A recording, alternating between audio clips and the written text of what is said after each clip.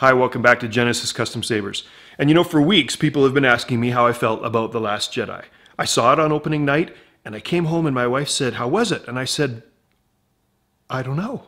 I don't know what to say. I don't know what to feel. I don't know what to think." I was torn. I was conflicted. Sure, it was an excellent film, but the story... What I realized is that I had been, more than I realized, expecting Luke Skywalker to take his place as the apex of Star Wars, the focus of Star Wars. Luke was back. This is what I went to see. This is what I was expecting. And it was not what I expected. I tried to go in without any expectations, but that's almost impossible.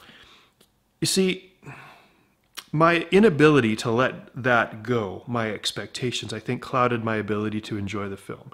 So it wasn't until I saw the film a second time just recently that I was able to put some things into perspective and give you my thoughts. For the 4 weeks in between, I had been increasingly feeling like I would have preferred if they had just followed the Star Wars Expanded Universe storyline. I was just having a hard time letting Luke go. The second time seeing it, I was able to watch it without the shock and really appreciate the film and the storytelling. So that's what I'm going to focus on. If you want to watch a video talking about my tension between the Expanded Universe and the new story, you can just click the link. The second time watching this film, it cemented for me that this is an excellent film. Better than The Force Awakens, on par with Rogue One, maybe even better. In the in-between time, I watched Empire Strikes Back and Return of the Jedi, which I still prefer to this film, but it gave me some perspective of what I was looking for, what I was expecting, how to judge a Star Wars film. It really was different and a little outside the box, this one.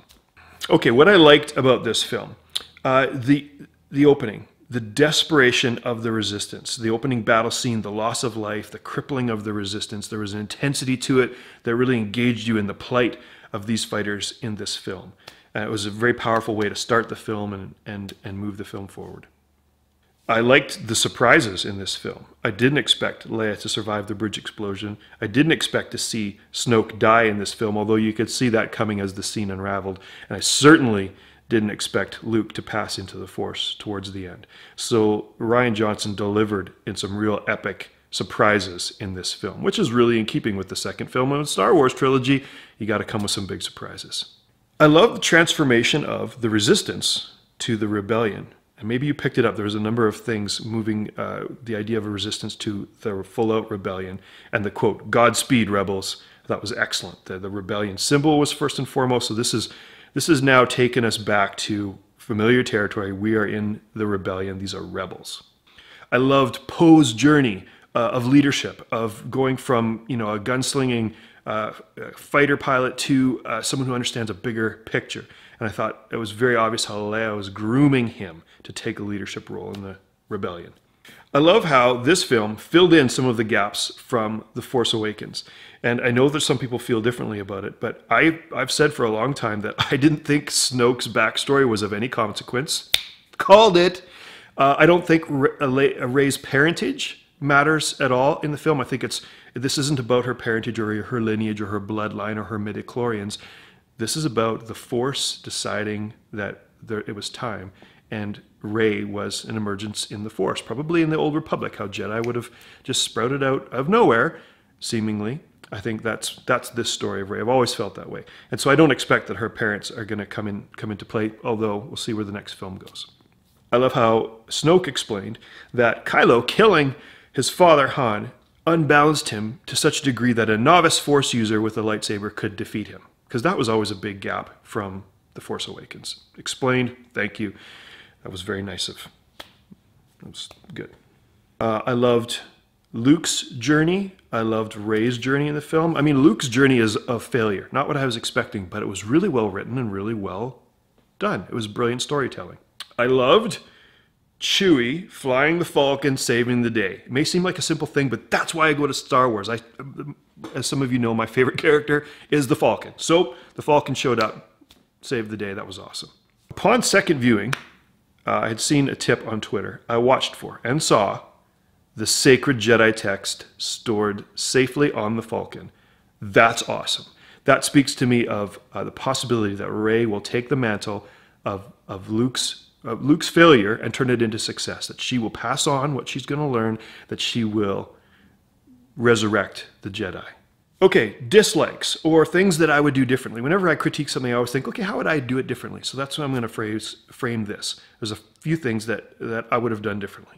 Number one, the obvious one. Rey is so good in combat, and she's never been trained. And that bothers me because it diminishes training as an important element of the Jedi philosophy.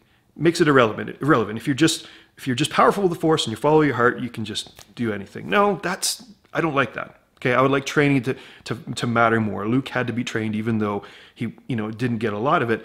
He faced Darth Vader on Bespin, and he was, albeit the same training phase as Rey, he was unprepared and unable. So I like training to kind of matter more. I didn't like how little of R2 was in this film. Sure, he had that one big, powerful, poignant scene with Luke, but to me, Star Wars is about R2 and 3PO as much as it's about Luke. I wanted them to be more in this film. I understand it's passing of the torch to BB-8, who I don't know.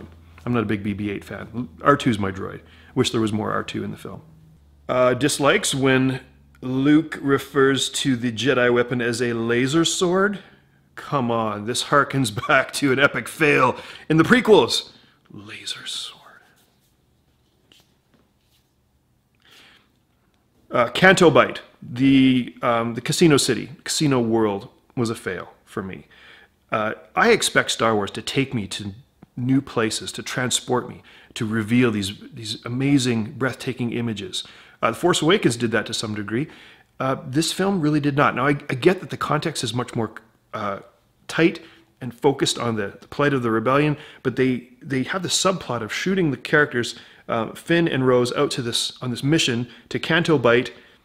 And it's just this little unimpressive thing. This should have been the Dubai of the galaxy. I imagine, like the aerial photography of Minas Tirith in Lord of the Rings, how it just sweeps around this amazing construct and just takes your breath away. They could have done that with Canto Bight, but they didn't. That was a missed opportunity, in my opinion. Rey's experience in the dark side cave, meh. It didn't really further the film. I think if they had just shortened it right to the scene where she goes up to that wall and it opaques and she sees what she thinks is going to be her parents and it's just a mirror reflection, I think that would have sufficed to cement the point. I don't think they needed to go into all the finger snapping, craziness. I don't know if you noticed, but in the throne room fight scene, Rey's lightsaber, which was Luke's lightsaber, which was Anakin's lightsaber, makes dark side swing sounds. Anakin's did that in Revenge of the Sith. I understand there's precedent there. I just would have preferred the sound to actually remain true. Maybe it was a subtle way of trying to fool the audience into thinking she was going to turn to the dark side. I don't know. I think they could have given Vice Admiral Holdo a better costume.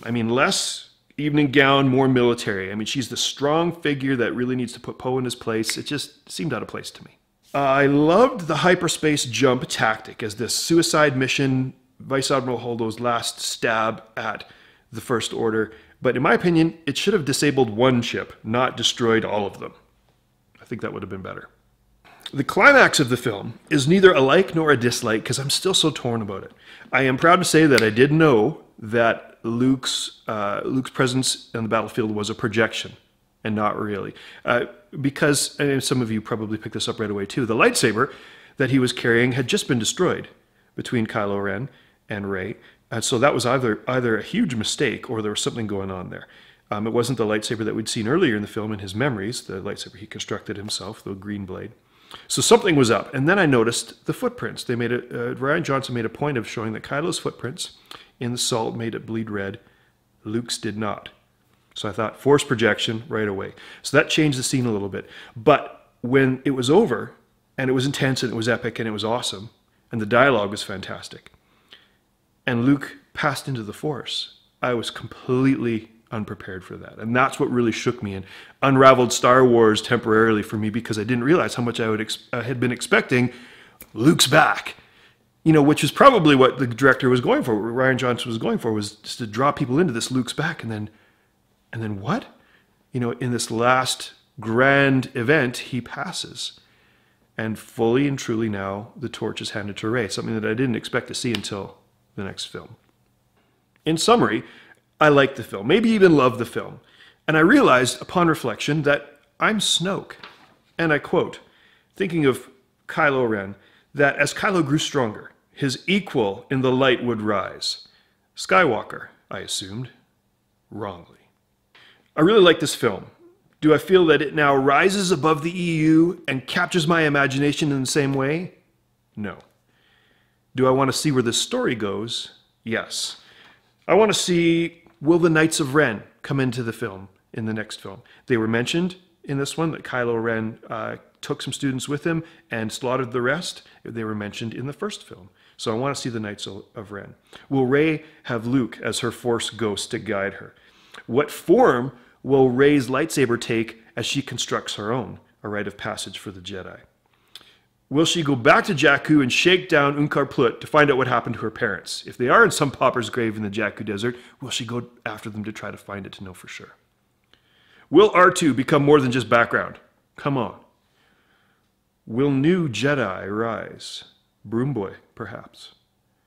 And how will this small spark of resistance light the fire that burns the First Order down? Hope you've enjoyed this review. Please subscribe to my channel if you want to see more videos like this. Thanks again for watching.